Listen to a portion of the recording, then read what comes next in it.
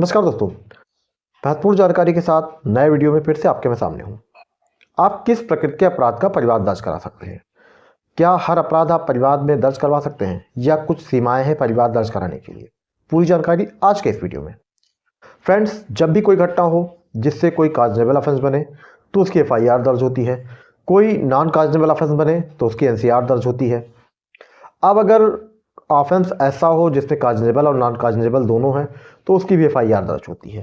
लेकिन अगर केवल नॉन काजनेबल ऑफेंस है तो उसकी एनसीआर दर्ज होगी। लेकिन अब परिवाद आप किन अपराध का दर्ज करवा सकते हैं? क्या काजनेबल का, नॉन काजनेबल का या अन्य जो अपराध हैं उनके भी? फ्रेंड्स, घटना कोई भी हो, अगर काजनेबल ऑफेंस बनता है तो उसकी एफआईआर ही दर्ज होनी चाहिए। लेकिन अगर पुलिस एफआईआर दर्ज नहीं करती है तो आप 156(3) सीआरपीसी में न्यायालय में प्रार्थना पत्र देते हैं कि आपकी एफआईआर रजिस्टर की जाए। अब आप जब भी प्रार्थना पत्र देते हैं तो भाई जाहिर सी बात है कि आप 156(3) सीआरपीसी में अगर प्रार्थना पत्र दे रहे हैं तो ऑफेंस जो है वो काजनेबल इन नेचर होगा, संज्ञेय प्रकृति का होगा, तभी आप उसकी एफआईआर दर्ज करवाने के लिए एप्लीकेशन दे सकते हैं।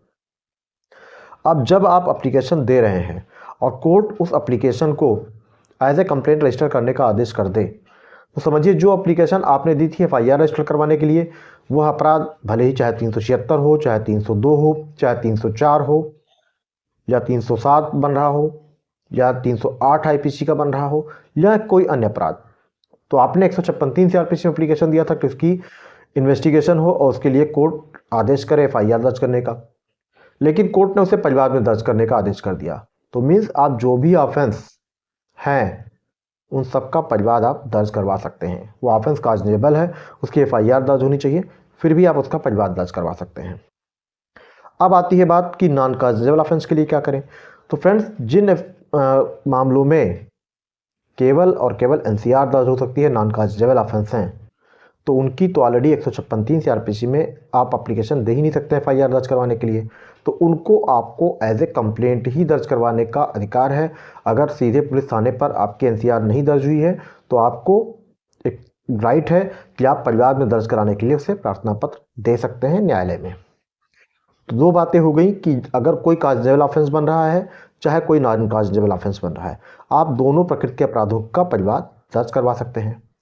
अब कुछ स्पेसिफिक प्रोविजंस हैं सीआरपीसी में, जैसे 198 CrPC, 198A CrPC, 199 CrPC. 198 CrPC में भारतीय दंड संहिता की धारा 494 और 495 के संबंध में प्रावधान है कि अगर केवल ये सिंगल सेक्शन है तो उस सिचुएशन में केवल और केवल परिवाद ही दर्ज होगा। 494 आईपीसी बाइगामी द्विविवाह से संबंधित है।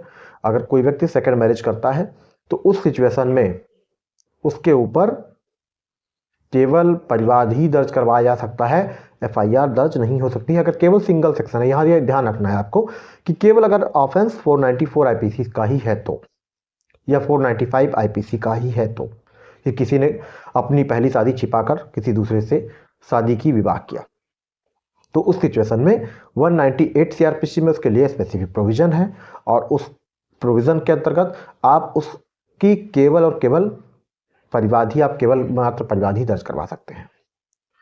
ऐसे ही 198A में ये प्रावधान है कि 498A सीआरपीसी में आप एफआईआर दर्ज करवा सकते हैं और परिवाद दोनों दर्ज हो सकता है, लेकिन केवल और केवल जो परिवार के सदस्य हैं या पीड़िता स्वयं।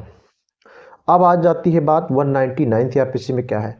तो फ्रेंड्स, अगर डिफेमेशन का केस आपको करना है किसी के ऊपर तो भाई वो केवल और केवल कंप्लेंट पर ही दर्ज होगा, परिवाद पर ही दर्ज होगा। कुछ मामलों में परिवाद केवल आप मजिस्ट्रेट कोर्ट में कर सकते हैं और कुछ मामलों में आप सेशन कोर्ट में परिवाद दर्ज करवाना होगा। क्यों?